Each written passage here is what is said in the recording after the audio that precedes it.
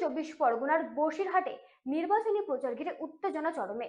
কাটাখাল এলাকায় বিজেপির অভিযোগ তাদের 5 কর্মী আক্রান্ত।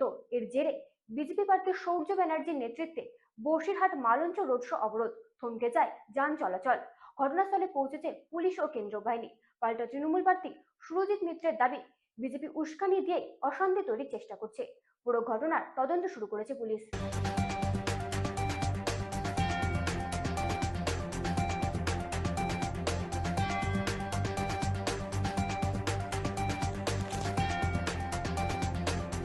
ভোটের মুখে ফের উত্তপ্ত উত্তর 24 পরগনার বসিরহাট। বিজেপি কর্মীদের মারধর ও প্রচারে বাধা দেওয়ার অভিযোগে বসিরহাট মালঞ্চ রোড অবরোধ করে বিক্ষোভে ফেটে পড়ল বিজেপি কর্মী সমর্থকেরা। এর ফলে ওই রাস্তায় দীর্ঘক্ষণ যান চলাচল স্তব্ধ হয়ে যায়। মঙ্গলবার সকালে বসিরহাট 1 নম্বর ব্লকের পিফা গ্রাম পঞ্চায়েতের কাটাখাল এলাকায় বিজেপি প্রার্থী সৌজন্য বন্দ্যোপাধ্যায় ও তার কর্মী সমর্থকদের নিয়ে প্রচারে বেরিয়েছিলেন। প্রার্থীর অভিযোগ, সকাল 9টা নাগাদ আচমকাই শাসক দলের একদল আশ্রিত দুষ্কৃতী তাদের ওপর চড়াও হয়। এই ঘটনার প্রতিবাদে এবং অভিযুক্তদের অবিলম্বে গ্রেপ্তারের দাবিতে বসিরহাট মালঞ্চ রোডের কাটাখালীতে বসে পড়েন বিজেপি প্রার্থী ও তার অনুগামীরা। খবর পেয়ে ঘটনাস্থলে পৌঁছায় বসিরহাট থানার পুলিশ এবং বিশাল কেন্দ্রীয় বাহিনী। পুলিশ বিক্ষোভকারীদের সরিয়ে যান চলাচল স্বাভাবিক করার চেষ্টা চালাচ্ছে। তবে এলাকায় এখনো পর্যন্ত চাপা উত্তেজনা বজায় রয়েছে। মোতায়েন করা হয়েছে অতিরিক্ত পুলিশ বাহিনী।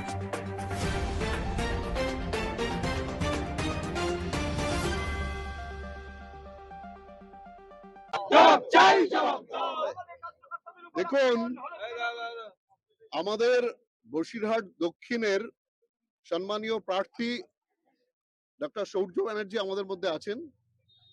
গত দুদিনে পরপর একবার শাকচুড়াতে এবং পরবর্তীতে এই পিফাতে যখনই আমরা প্রচারে বেরোচ্ছি তখন আমাদের কর্মীদের উপর আক্রমণ চালানো হচ্ছে।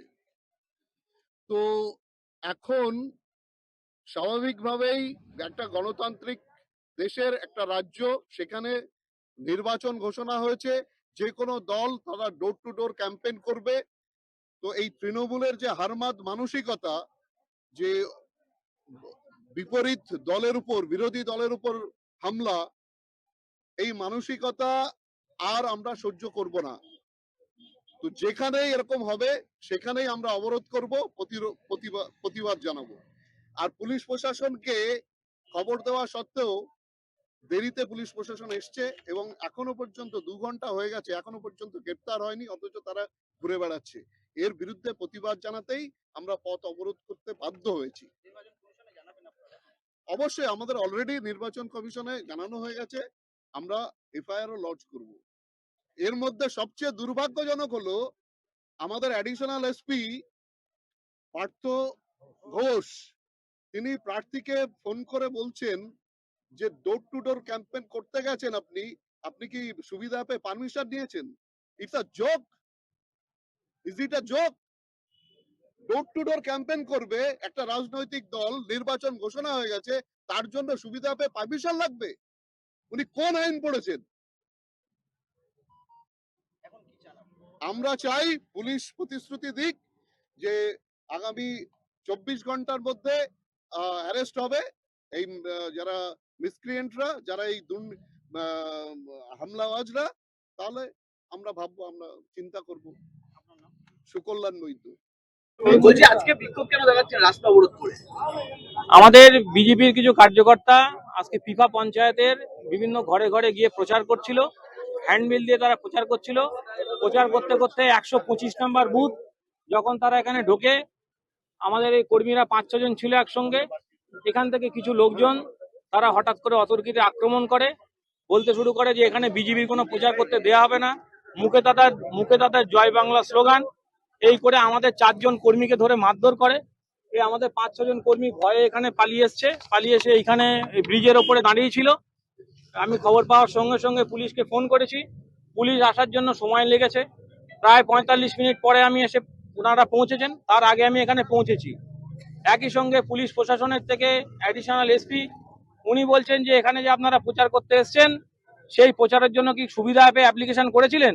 আমি জানতে চাই যে ঘরে ঘরে প্রচার করার জন্য হ্যান্ডবিল দিয়ে কোন সুবিধা অ্যাপ্লিকেশন করতে হয় উনি আমাকে এগুলো শেখাচ্ছেন। এখানে আসার পরে আমরা বলছি যে ওখানে গিয়ে গ্রেপ্তার করুন।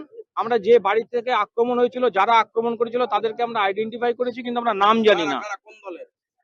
এখন জয় বাংলা স্লোগান নিয়ে মুখে যারা আক্রমণ করে তারা কোন দলের হতে পারে? যারা বিজেপিকে প্রচার করতে দেবে না, বিজেপির হয়ে ফ্ল্যাগ লাগাতে দেবে না, তারা কোন দলের হতে পারে?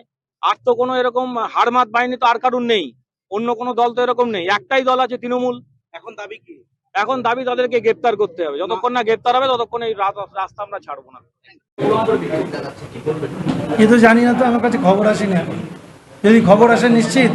তবে এটা জানুন, গিয়ে আমি যা শুনেছি এর আগে দু একটা জায়গায় যাচ্ছে, গিয়ে ভারতবর্ষ দেখুন সবার, ভারতবর্ষে প্রত্যেকটা জাতি ধর্ম বর্ণ নির্বিশেষে এইখানে বসবাস করবে, ভারতের সংবিধান তাই বলছে।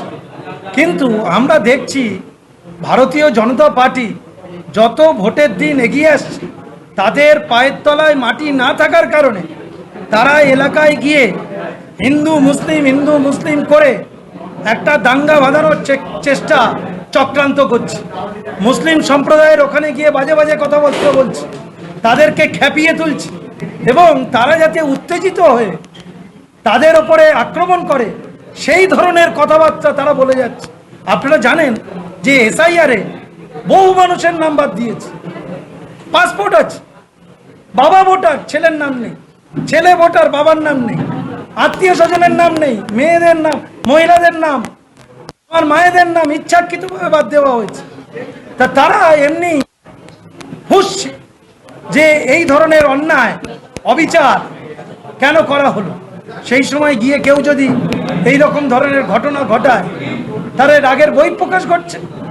এটা অন্য কোনো ব্যাপার নেই, এটা তৃণমূলের সঙ্গে এর কোনো যোগাযোগ নেই। বাংলার মানুষ স্বতঃস্ফূর্তভাবে ওদেরকে বয়কট করছে, বিজেপিকে চাইছে না।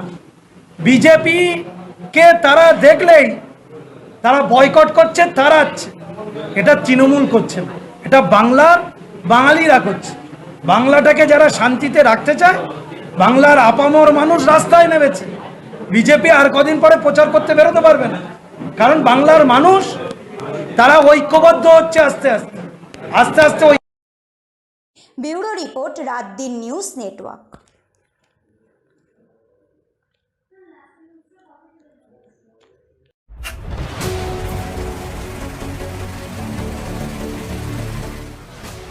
Entertainment Times